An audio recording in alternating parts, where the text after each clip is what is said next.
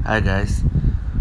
Recently Apple just announced their new iPhone, the iPhone 8, the iPhone 10, and I have some feelings about it that I want to share with you about why I think the Face ID for the iPhone 10 will fail.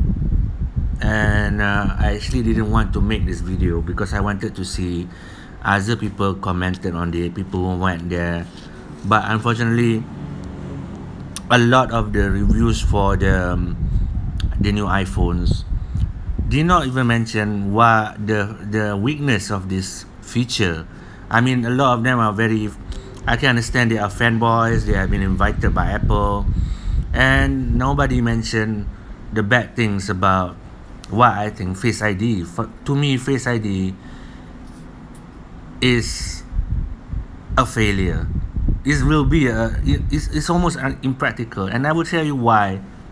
And I want to start saying that I'm a Apple fan. I'm used the Apple product for a long while, and I love the Touch ID because for me it's quite secure, it's quite fast. Now, why don't I like the Face ID? One thing, you have to put the phone in on your face for the phone to identify with you and then unlock your phone. Now imagine you're in a classroom, you're in a lecture, or wherever you are, but you are in a lecture in a classroom and you get a message, a text message or whatever you want to do on your phone. Now right now with the iPhone 7, you just put your finger on your face on your home button, and you can answer the message or do whatever you want on your phone during the lecture, during the classroom or whatnot, and it won't bother anybody. Nobody will notice it. All right, but with the Face ID, you need to leave your phone or put your phone where it can see your face, and then it opens up the phone. And number one, I think that is just not discreet. You know what I mean? Because you always need to have the phone.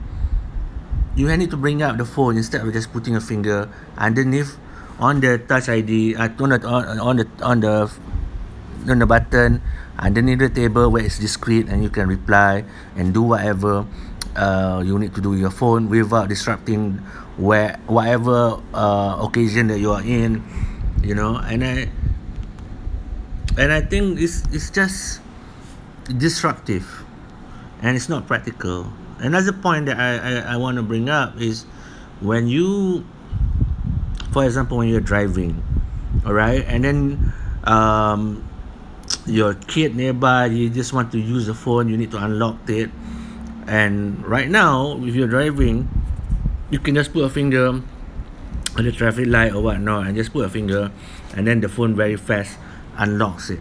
Now with Face ID, you can't do that. You need to have your face focus on the road, but at the same time you want to unlock your phone, you need to look at the phone. I mean, that's dangerous, man. Right now with the iPhone 7 with the Touch ID, you just put your finger on the button and that's it. So why I at that point, I think it's just not practical and just making it harder to use. Okay, another failure. Okay, imagine you are at 2 a.m. or 3 a.m. You get a ring or call or whatever at dark, dark at night. You're in your bed, and then you need to you unlock your phone for whatever reason, to reply, to do whatever. Now currently when you're Apple 7, when that happens, you just put your finger there. You can be groggy or whatnot. You can just need to switch off the alarm or whatnot, and just have a look on the phone, and that's it. Now with Face ID, I mean, yeah, they say they can detect at night, but come on, you're groggy, you're in your bed, you want to leave your phone on top of your face for it to scan your face in the dark. Come on, man. It's just, for me, it's a step backward. it's I mean the facial ID, I mean it might be a great technology, but it's only suitable for prime condition when you're not moving, you're in the safe place, so you can just look at your phone without, you're not disrupting class, you're not disrupting lecture, you're not disrupting sermons and whatnot, so you can do it discreetly with your thumb. But this time you have to lift your face, and people will know, oh, he's playing with your phone, he's playing his phone, he's not focusing, or he's doing something else. And to me, it's just not practical. It's not easy. I mean, it's making things a bit harder. It's more complex, and that is my biggest beef with the facial ID with the new iPhones and iPhone X, which I think is just a useless feature. Another feature which I think for me is really like the failure. Um, and this one, unlike the first one, which is like for me facial ID is a fail, but the second main feature which I really am a bit cautious about the whole thing is the glass bags. I know you need to have a glass bag to fast recharge and stuff like that, but here's my from my perspective. I use the iPhone 4S, and it has an all glass bag and stuff like that. And mine, when I had used it, it broke. I dropped it and it broke the glass front and back. So from that point, it traumatized me, because iPhone in my country is expensive, and to repair the glasses back and front, that was almost insane. And with a $10,000 phone, and with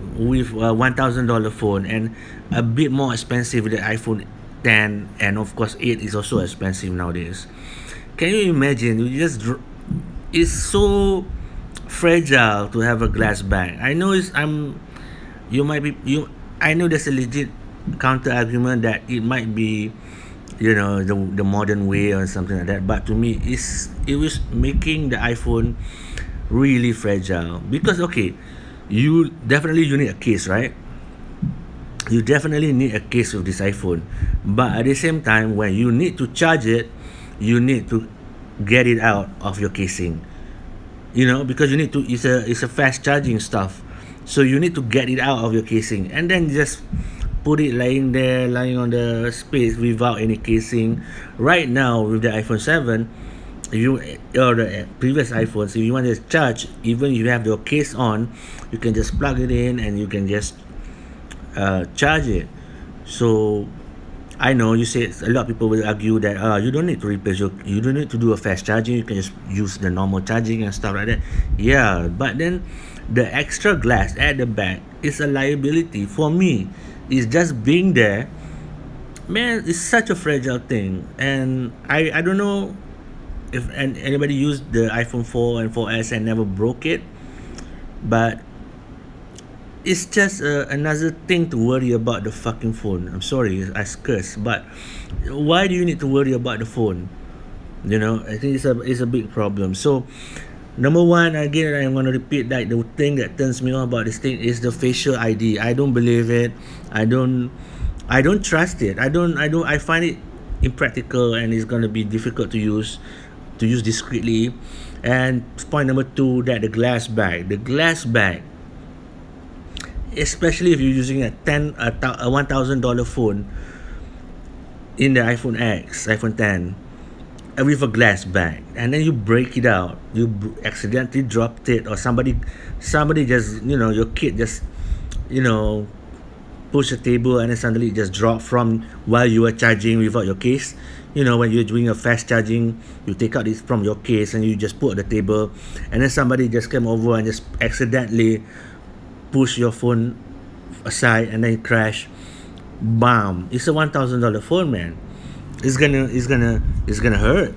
So I find the new release is a bit not worth the worry, not worth it's gonna be so expensive, and then it's gonna easily get broken, gonna break, and bullshit about what they say about how strong the glass is and whatnot. If you have a glass, the glass will break.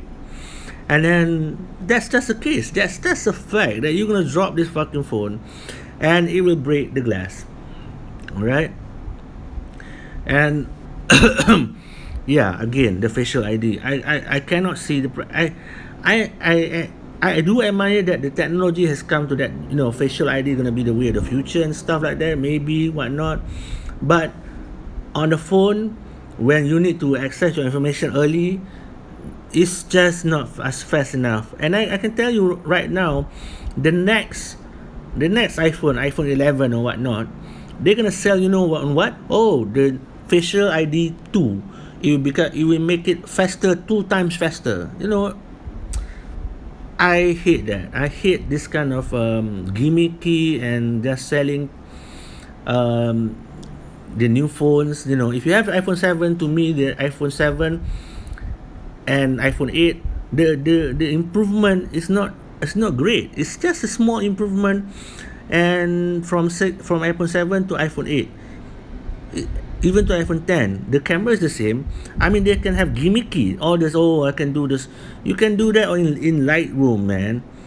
For it to be so expensive and to do it such on software,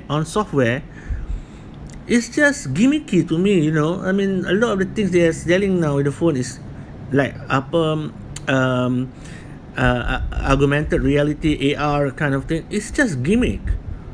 And then how you can change the facial when you take photo and portraits. For me, it's a gimmick. I have friends who use 7 Plus, 7S, 7 Plus, and want to use the dual camera function. I mean, nobody need to use that. I myself use iPhone 7. I don't see the value of, the dual camera kind of thing, because I can do that thing in post edit. It's really not that big of a deal. And for this camera, for the new phone, it's not even the upgrades in terms of megapixels and whatnot. It's not really that great. I don't think it's a huge jump. People should wait. And yeah, the Face ID and the glass backs. That's my fail. What I think is my projected fail for the new iPhone. And this is just a rant because I cannot find anybody else talking about it. I just want to rant and share my thoughts.